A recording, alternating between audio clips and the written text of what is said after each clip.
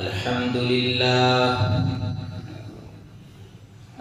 لله نحمده ونستعينه ونستغفره ونؤمن به ونتوكل عليه ونعوذ بالله من شرور أنفسنا ومن سيئات أعمالنا من يهده الله فلا مضل له ومن يضلله فلا هادي له ونشهد أن لا إله إلا الله وحده لا شريك له ونشهد أن سيدنا وسندنا ومولانا محمدا عبده ورسوله صلى الله عليه وسلم وعلى آله وأصحابه أجمعين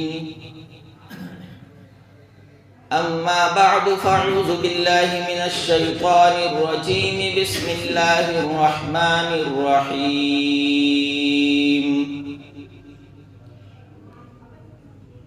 يا أيها الذين آمنوا كتب عليكم الصيام كما كتب على الذين من قبلكم لعلكم تتقون وقال تعالى في مقام آخر لقد كان لكم في رسول الله أسوة حسنة وعن أبي هريرة رضي الله عنه قال قال رسول الله صلى الله عليه وسلم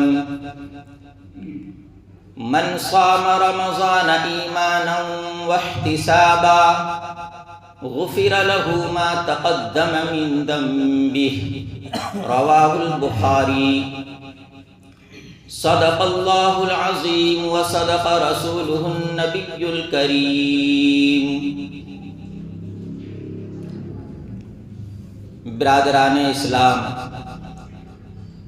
معزز سامعین کرام اور حاضرین جمعہ،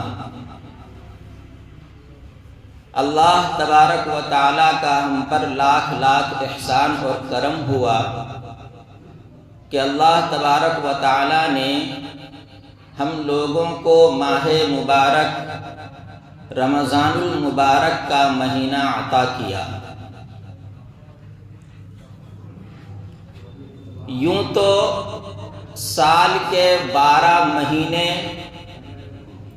اور 12 مہینوں کے ہر دن اللہ کے بنائے ہوئے ہیں۔ ہر مہینے میں ایک دوسرے کو کسی مہینے پر بظاہر کوئی فرق سمجھ میں نہیں آتا ہے۔ جس طریقے سے ایک مہینے میں دن ہوتا ہے، دوسرے مہینے میں بھی دن ہوتا ہے۔ ایک مہینے میں رات ہوتی ہے، دوسرے مہینے میں بھی رات ہوتی ہے۔ ایک مہینے میں سورج نکلتا ہے، دوسرے مہینے میں بھی سورج نکلتا ہے۔ بظاہر کوئی فرق نظر نہیں آتا، لیکن اس کے باوجود کچھ مہینوں میں اللہ تبارک و تعالی نے کچھ مہینوں کی نسبت اپنی طرف کر کے اللہ تبارک و تعالی نے اس مہینوں کو دوسروں مہینوں میں خاص کر دیا ہے۔ مثال کے طور پر رمضان المبارک ہی کا مہینہ لے لیجئے۔ رمضان المبارک کے مہینے کی نسبت اللہ تعالی نے اپنی طرف کر لی، جس کی وجہ سے اس مہینے کی خصوصیت دوبالا ہو گئی۔ اس مہینے کی عظمت و برتر دوسرے مہینوں سے بڑھ گئی۔ ایک حدیث قدسی میں اللہ تبارک و تعالی نے ارشاد فرمایا کہ الصوم لی، روزہ میرے لیے، تو چونکہ روزے کا تعلق رمضان المبارک کے مہینے سے ہے اور اس روزے کی نسبت اللہ تعالیٰ نے اپنی طرف کر لی، اس نسبت کی بنیاد پر اس مہینے کی عظمت تمام مہینوں سے بڑھ گئی، یہ مہینہ تمام مہینوں میں افضل ہو گیا۔ دوسری خصوصیت یہ ہے کہ اس مہینے میں اللہ تبارک و تعالی نے اپنی سب سے مقدس کتاب اور سب سے آخری کتاب قرآن مجید کو نازل کیا، جس کی وجہ سے یہ مہینہ تمام مہینوں میں افضل ہو گیا۔ شہر رمضان الذی انزل فیہ القرآن، قرآن کریم کی خصوصیت دیکھیے کہ قرآن کریم اس ماہ رمضان المبارک میں اترا، جس کی وجہ سے یہ مہینہ تمام مہینوں میں افضل ہو گیا۔ قرآن کریم اس مہینے کی لیلۃ القدر میں اتارا گیا، جس کی وجہ سے وہ رات 1000 مہینوں سے افضل ہو گئی۔ قرآن کریم کو لے کر آنے والا فرشتہ تمام فرشتوں سے افضل ہو گیا۔ قرآن کریم جس شخصیت پر اتارا گیا، یعنی ہمارے اور آپ کے آقا جناب محمد الرسول اللہ صلی اللہ علیہ وسلم، وہ تمام نبیوں کے سردار ہو گئے۔ قرآن کریم کو جب انسان بلکہ آپ صلی اللہ علیہ وسلم کی امت پر اتارا گیا، امت کے لیے اتارا گیا، تو یہ امت دیگر تمام امتوں سے بہتر ہو گئی۔ کنتم خیر امت اخرجت للناس۔ تو قرآن کریم کی نسبت رمضان المبارک کے ساتھ ہو گئی، جس کی وجہ سے یہ تمام فضیلتیں اور خصوصیتیں قرآن کریم کے ساتھ ہو گئی۔ اسی لیے علماء نے لکھا ہے کہ رمضان المبارک کو قرآن کا بھی مہینہ کہا جاتا ہے، کیونکہ قرآن کو اس مہینے سے بہت خصوصیت ہے۔ چنانچہ آپ صلی اللہ علیہ وسلم کے بعد صحابہ کا دور، صحابہ کے بعد تابعین، تبع تابعین، اولیاء کرام کا دور گزرا۔ آپ تاریخ کی کتابوں کو اور سیرت کی کتابوں کو پڑھ کر کے دیکھیے تو رمضان المبارک کے مہینے میں ہر دن ایک ایک ختم کیا جاتا۔ قرآن کریم پڑھنے کا اس قدر اہتمام کرتے تھے کہ ایک ایک دن میں پورے 30 پارے پڑھ لیتے تھے۔ حدیث پاک میں ہے کہ اس مہینے میں قرآن کریم کی تلاوت کثرت سے کیا کرو۔ اس سے پتہ چلتا ہے کہ یہ رمضان المبارک یہ قرآن کا مہینہ ہے۔ اللہ تعالیٰ کا احسان ہے کہ اللہ تعالیٰ نے ہم لوگوں کو رمضان المبارک جیسا مقدس اور بابرکت مہینہ عطا کیا ہے۔ لفظ رمضان یہ عربی کا لفظ ہے، اس کے معنی آتے ہیں جلنا، جل جانا۔ چونکہ جب بندہ روزہ رکھتا ہے تو روزہ رکھنے کی وجہ سے اس کے گناہ جلا دیے جاتے ہیں۔ جب بندہ ایک روزہ رکھتا ہے اس کا گناہ جل جاتا ہے، دوسرا روزہ رکھتا ہے اس کے اور گناہ جل جاتے ہیں، تیسرا روزہ رکھتا ہے اس کے گناہ جل جاتے ہیں، حتیٰ کہ وہ بندہ اگر 30 روزہ رکھ لیتا ہے تو 330 دن میں جتنے اس نے گناہ کیے تھے وہ پورے سال بھر کے گناہ معاف کر دیے جاتے ہیں۔ آپ صلی اللہ علیہ وسلم نے ارشاد فرمایا کہ من صام رمضان ایمانا و احتسابا، کہ جو شخص ایمان کے ساتھ، ثواب کی امید کے ساتھ، اللہ پر بھروسہ رکھتے ہوئے روزہ رکھتا ہے، غفر لہ ما تقدم من ذنبہ، تو اس کے پچھلے تمام گناہ معاف کر دیے جاتے ہیں۔ یہ رمضان المبارک کی فضیلت ہے۔ رمضان المبارک کا روزہ صرف فرض نہیں ہے، بلکہ یہ اسلام کا ایک اہم رکن بھی ہے۔ حدیث مشہور ہے کہ بنی الاسلام علی خمس، کہ اسلام کی بنیاد 5 چیزوں پر ہے، جن میں سے ایک رمضان کا روزہ ہے۔ تو رمضان کا روزہ جب کوئی شخص رکھتا ہے تو اللہ تبارک و تعالیٰ اس کے پچھلے تمام گناہ کو معاف کر دیتا ہے۔ اس لیے خوش نصیب ہیں وہ لوگ جو رمضان المبارک کا مہینہ پائے اور رمضان کے روزے رکھے۔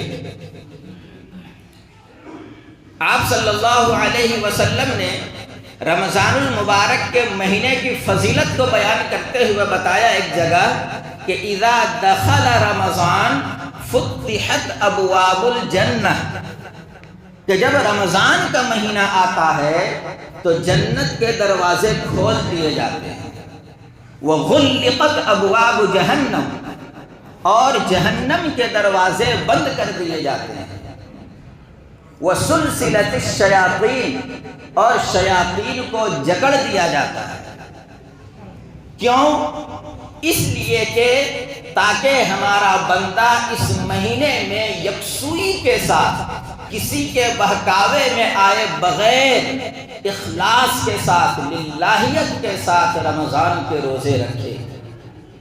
اس لیے کہ رمضان کے روزے کی فضیلت اس قدر ہے کہ حضرت علی رضی اللہ عنہ فرماتے ہیں کہ اگر کوئی شخص جان بوجھ کر ایک روزہ چھوڑ دیتا ہے، پھر اس کے بدلے میں وہ قیامت تک نفل روزہ رکھتا رہے، اس کی بھرپائی نہیں کر سکتا۔ اتنی فضیلت رمضان کے روزے کی۔ اس لیے میرے بھائیوں، اگر اللہ نے آپ کو رمضان المبارک کا مہینہ عطا کیا ہے تو رمضان شریف کے روزے رکھنے چاہیے۔ بلا وجہ اس کو ترک کرنا یہ عقل مندی کی بات نہیں ہے۔ آپ صلی اللہ علیہ وسلم جب مکہ سے ہجرت کر کے مدینہ گئے ہیں،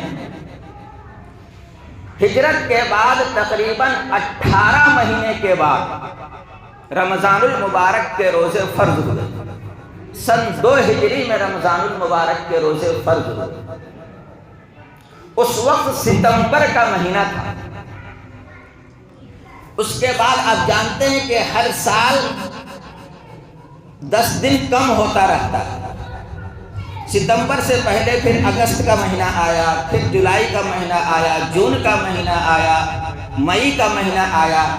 غرض کہ آپ صلی اللہ علیہ وسلم اس کے بعد پوری زندگی میں 9 رمضان المبارک کے روزے رکھے، اور یہ سارے کے سارے روزے اس مہینے کے تھے جو گرمی کے مہینے کا تھا۔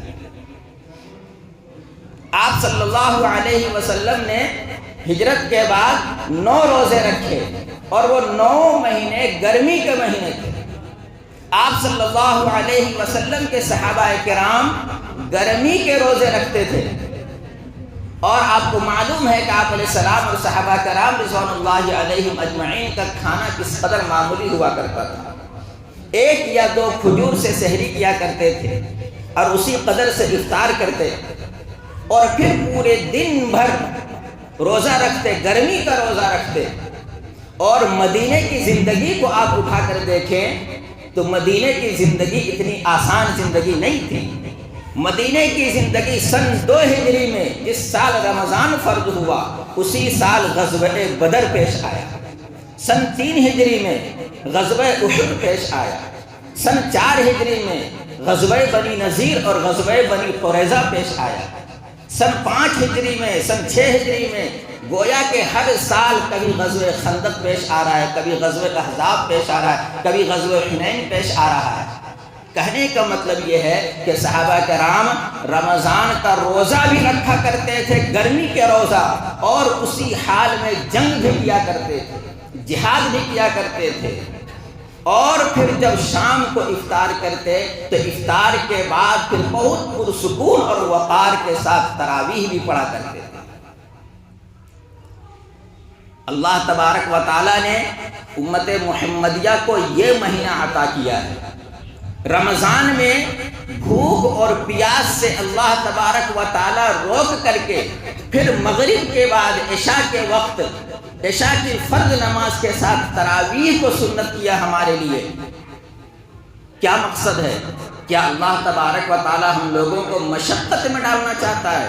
نہیں، بلکہ اللہ تبارک و تعالیٰ کا اس کا مقصد قرآن پاک میں فرمایا کہ لعلکم تتقون۔ ان تمام کاموں کا، ان تمام پروسیس کا مقصد صرف اور صرف یہ ہے کہ تم گناہوں سے بچ جاؤ، تمہارے اندر تقوی کی صفت پیدا ہو جائے۔ یہ پورا مہینہ جو اس قدر روزہ رکھنے کا اہتمام، اللہ کے ڈر سے بھوکے پیاسے اور ہر حلال چیز کو حرام کر دیا جاتا ہے، اور پھر اس قدر مشقت بھرا کام، پھر نماز پڑھنا، اسی میں اپنا دنیاوی کام بھی ہے، پھر تراویح پڑھنا۔ اسی لیے تو حدیث قدسی میں اللہ نے ارشاد فرمایا کہ الصوم لی وانا اجزی بہ، کہ روزہ ایک ایسی عبادت ہے جو خالص میرے لیے ہے اور میں ہی اس کا بدلہ دوں گا۔ مشقت والا عمل ہے تو اجر بھی 2 گنا ہے۔ اس لیے حدیث میں آتا ہے کہ رمضان المبارک کے مہینے کی خصوصیت یہ ہے کہ اس میں ایک فرض کا ثواب 70 فرض کے برابر ہو جاتا ہے، اور ایک نفلی عمل کا ثواب ایک فرض کے برابر ہو جاتا ہے۔ قرآن پاک میں اللہ نے جگہ ارشاد فرمایا کہ جہنم کے 7 دروازے، لہا ابواب جہنم، جہنم کے 7 دروازے ہیں، اور حدیث شریف میں ہے کہ جنت کے 8 دروازے ہیں۔